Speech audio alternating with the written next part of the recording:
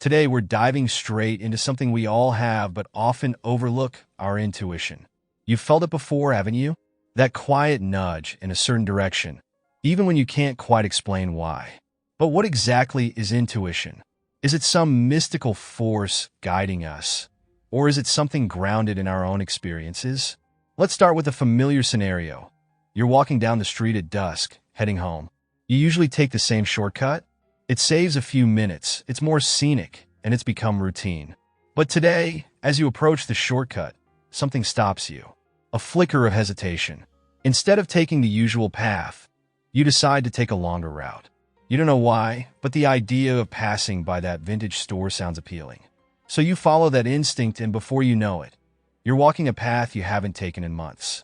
Fast forward a few days, and you hear that someone was mugged in that same alley at the time you usually pass through. The victim is shaken, but okay. You wonder, what stopped you from taking that path? What guided you to choose differently that day?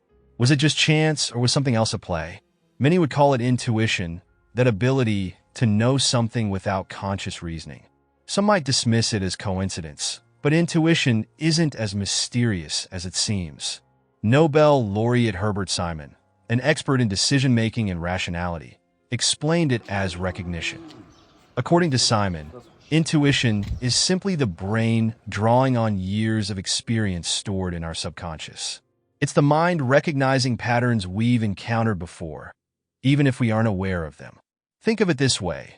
A grandmaster chess player can predict moves far in advance because they've stored thousands of patterns from past games.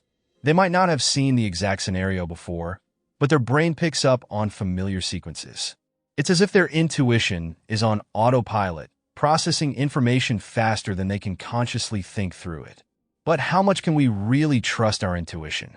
If you get a gut feeling that someone is lying, should you believe it? Or is your mind playing tricks?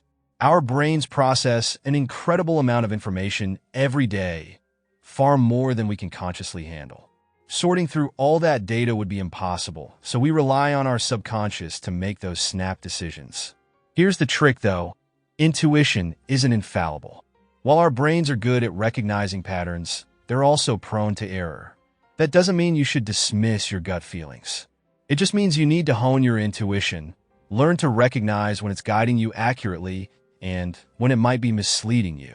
Throughout history, people have relied on intuition, sometimes without realizing it. Ancient cultures used practices like divination to guide their decisions when logic couldn't provide answers. They believed these rituals helped them tap into deeper levels of understanding. Today, while we may dismiss those methods, they were simply tools for accessing knowledge beyond immediate comprehension. Modern psychology tells us that we're constantly influenced by subconscious cues. Thin slicing, a concept coined by psychologists Nalina Ambari and Robert Rosenthal, describes our ability to make accurate judgments based on just a small slice of information. They found that people could watch a 10-second silent clip of a teacher and accurately predict their effectiveness, simply by observing body language and nonverbal cues. So, how do you sharpen this skill and trust your intuition without letting it mislead you? First, recognize that your brain is always processing information, even when you're not aware of it. When faced with a decision, step away and let your subconscious work through the details. It's often better at sifting through the noise than your conscious mind. Second, learn from your mistakes. Your intuition won't always be right, but instead of ignoring it when it fails, ask yourself why. Did you misread the situation?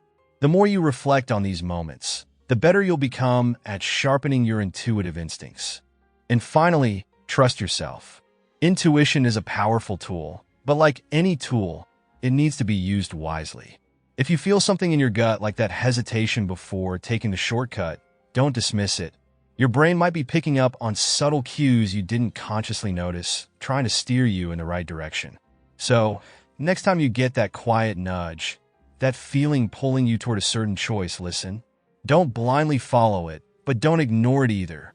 Give your mind the space to work through the information and trust that it might just be guiding you to the right decision, even when you can't explain why.